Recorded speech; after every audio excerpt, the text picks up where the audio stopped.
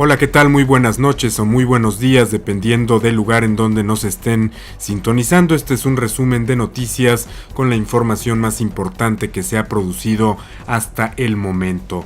Y bueno, pues con la gran noticia de la entrega del Premio Nobel de Química. Los estadounidenses Eric Betzig y William Morner y el alemán Stephen Hell han ganado el Nobel 2014 de Química por desarrollar la microscopía fluorescente, anunció la Real Academia de las Ciencias suecas.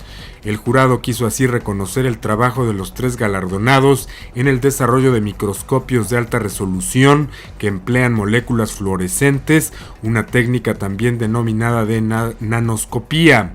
Esto permite estudiar moléculas individuales dentro de células vivas, algo hasta entonces imposible con las técnicas de los microscopios ópticos tradicionales. Este avance ha contribuido al estudio de enfermedades como el Alzheimer y el Parkinson, así como en el análisis de procesos cognitivos en las neuronas del cerebro, explica el jurado.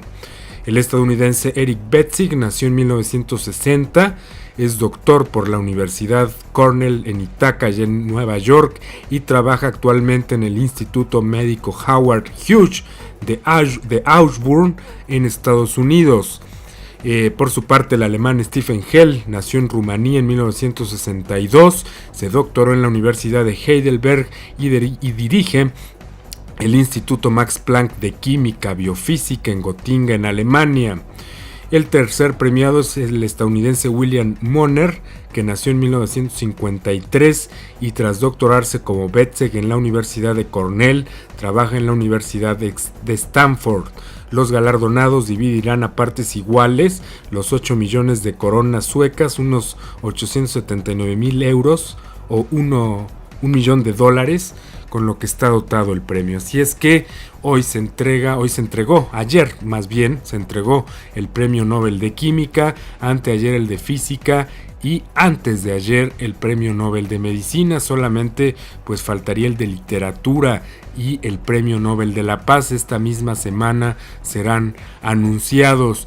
¿Quiénes son los favoritos para recibir el Premio Nobel de Literatura? Bueno, pues se habla de Philip Roth, se habla de Milan Kundera y ellos dos son básicamente los candidatos favoritos para recibir el Premio Nobel de Literatura. Eso está por verse, así es que bueno, pues los mantendremos al tanto de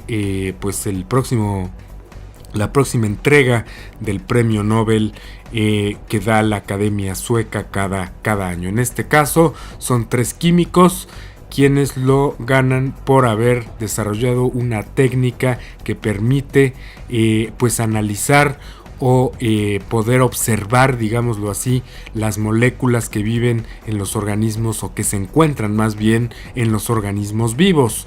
Ese es el Premio Nobel de Química de este año.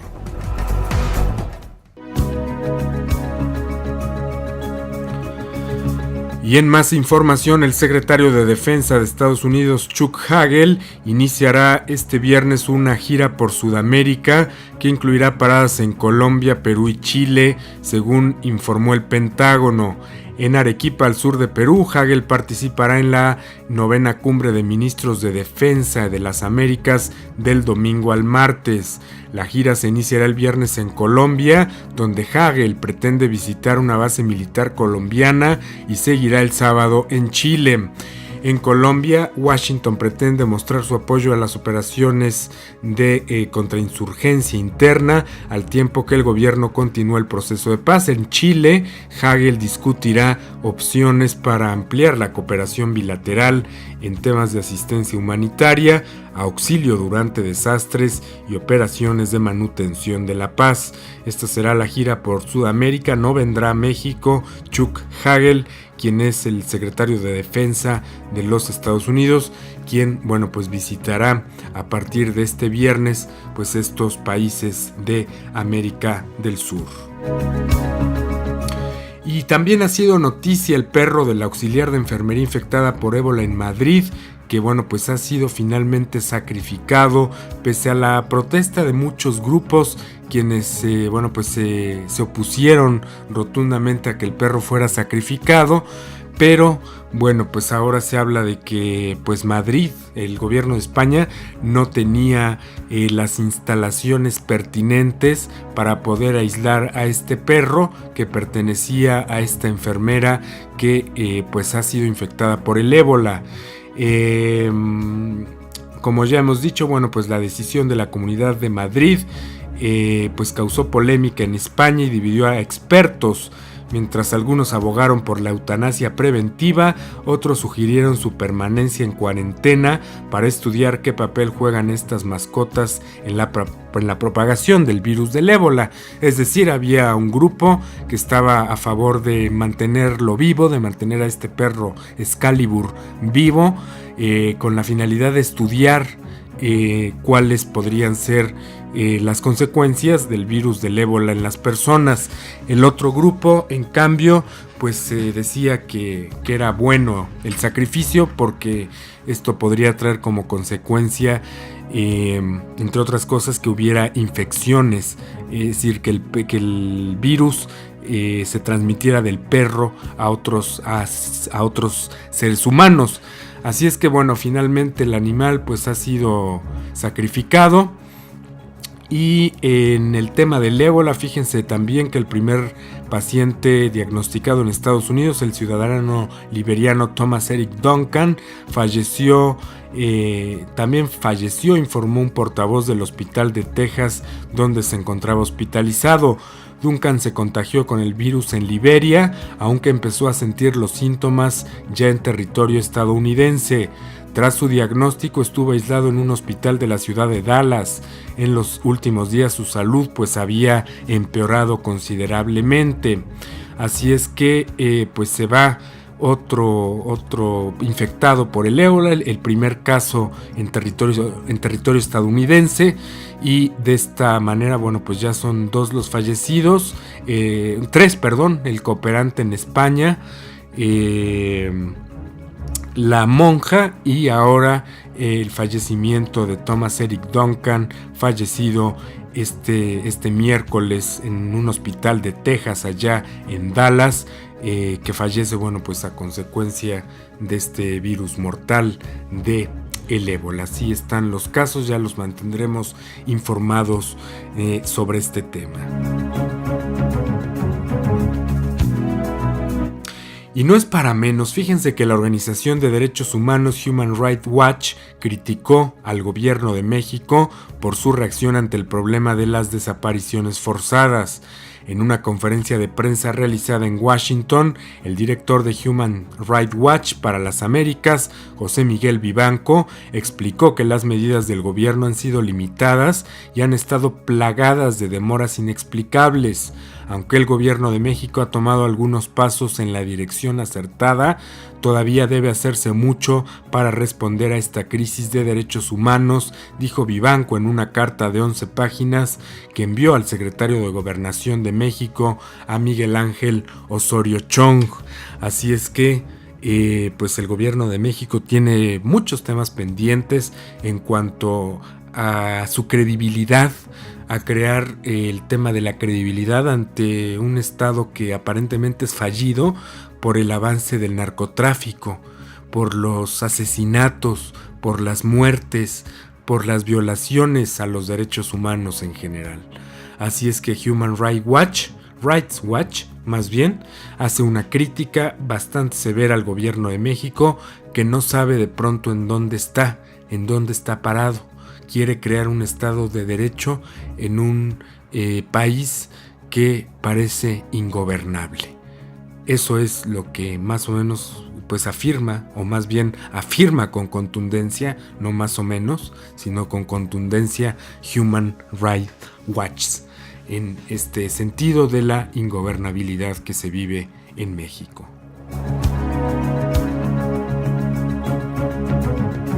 Y representantes de las principales empresas tecnológicas del mundo como Google, Twitter y Facebook se reúnen pues este miércoles con ministros de 28 países para discutir formas de enfrentar el extremismo en Internet. El encuentro se produce en respuesta a los crecientes temores sobre el rol que desempeñan las redes sociales en la divulgación de propaganda extremista y en el reclutamiento de personas que se unen a grupos radicales islámicos. Sin embargo, expertos de seguridad argumentan que imponer controles estrictos sobre las redes sociales podría dificultar la recaudación de información de las actividades de los grupos extremistas. Y hay que tener cuidado con esto, porque ahora se están uniendo países de la Unión Europea con representantes de los grandes corporativos que manejan las redes sociales con la finalidad de llevar un control que podría ir más allá de estos grupos radicales que ellos consideran islámicos. Un control que pondría en peligro los datos personales de quién sabe cuántos miles de millones de usuarios que utilizan estas redes sociales. El caso es que vamos hacia una sociedad cada vez más controlada. Al menos es lo que están demostrando este tipo de reuniones entre representantes de las grandes empresas tecnológicas del mundo con ministros de 28 países europeos. Esto no ha sucedido con Estados Unidos, esto está sucediendo particularmente en Europa. Así es que vamos a ver qué sucede, a qué acuerdos llegan, pero en este caso el tema es tratar de enfrentar, de contener el extremismo en Internet. Al menos esas son las frases que utilizan para enmascarar una vigilancia de las redes sociales, una vigilancia que se antoja peligrosa en términos de la privacidad de los usuarios, de quienes tenemos una cuenta abierta en alguna de estas redes sociales. Pero ¿qué podemos hacer? Nos quedamos indefensos como usuarios, no podemos hacer absolutamente nada. Ellos controlan las redes sociales, ellos tienen el poder y finalmente lo ejercen a su gusto.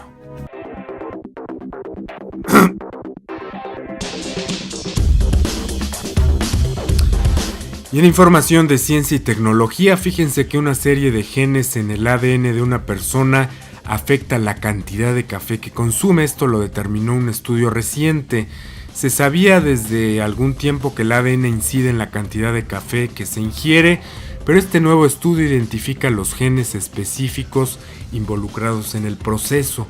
Su efecto es relativamente ínfimo, pero esas pequeñas variaciones parecen afectar el impacto del café sobre la salud, y la investigación genética está ayudando a los científicos a descifrar ese misterio. El proyecto analizó los resultados de unas 2 docenas de estudios anteriores que abarcaron a un total de más de 120,000 personas.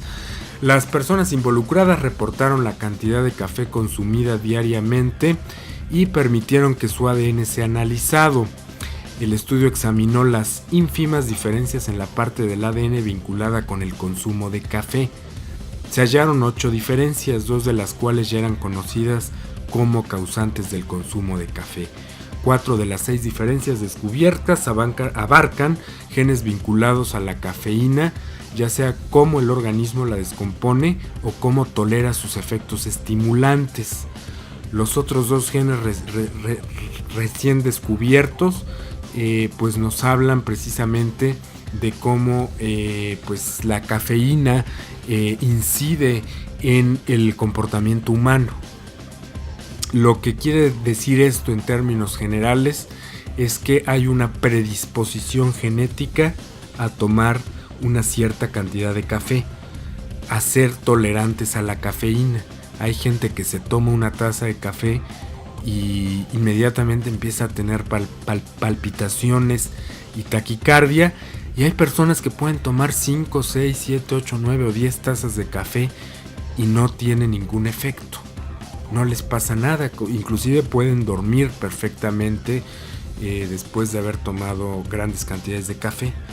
Así es que los genes, lo que nos está diciendo este estudio es que los genes juegan un rol fundamental en nuestra tolerancia hacia esta bebida. Es sumamente interesante porque cada vez se descubren más cosas relacionadas con los genes, con el papel que estos juegan en determinadas enfermedades, por supuesto, y en determinados hábitos.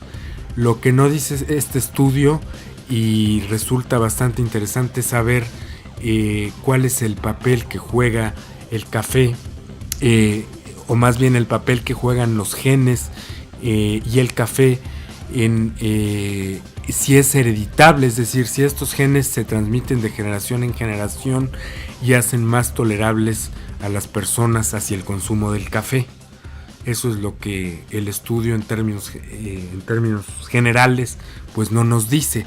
Lo que sí dice es que bueno, hay una vinculación entre el ADN y en el consumo, con el consumo de café. Esa es la relación que se ha establecido.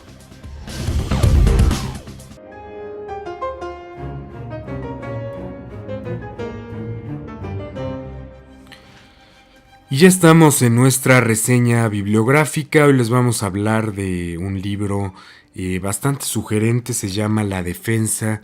Lo escribe el ruso Vladimir Nabokov.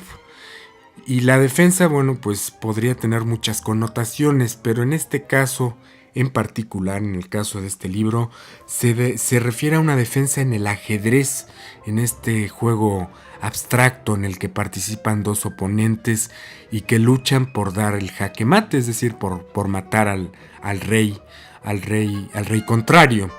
El descubrimiento del ajedrez supone para el gran maestro Luzin, protagonista de esta novela, la revelación de un orden de impecable armonía donde encontrar refugio contra las tribulaciones de su desdichada adolescencia.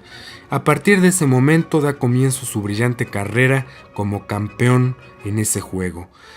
Pronto se convierte en una obsesión, la carrera se convierte en una obsesión que absorbe su vida por completo. Luzin comprende demasiado tarde que tal obsesión amenaza con destruirlo y que el instrumento escogido como defensa contra el desorden y los agravios del mundo es también un arma que finalmente se vuelve contra él mismo, hallándolo en la más patética indefensión. Todos los elementos de la trama se hallan sutilmente enlazados en un juego de correspondencia y de calculados golpes de efecto supeditados con inimitable sabiduría a una estructura que deliberadamente recuerda aquí a una elegante, astuta e implacable partida de ajedrez, superior a Lolita y a su manera tan subversiva y conmovedora como ella. De este libro, de La Defensa, ha surgido una película que se llama La Estrategia de Luzin y que precisamente pues, nos habla de la vida de este ajedrecista, de este personaje ficticio, en una relación amorosa que tiene y que lo ayuda a olvidarse un poco del tablero. Nos habla del suicidio de este personaje que acaba suicidándose por la presión de un antiguo maestro que lo persigue, un maestro obsesionado por el éxito que lo explota y que lo humilla y que finalmente, bueno, pues se reencuentra con Luzin después de algunos años. En ese momento, pues la fragilidad psicológica de Luzin se ve se ve comprometida por la llegada de este maestro nocivo. Un libro muy interesante, una novela más bien muy interesante que recomendamos ampliamente. La edita Editorial Anagrama en su colección de compactos. Se llama La Defensa, y el autor es Vladimir Nabokov.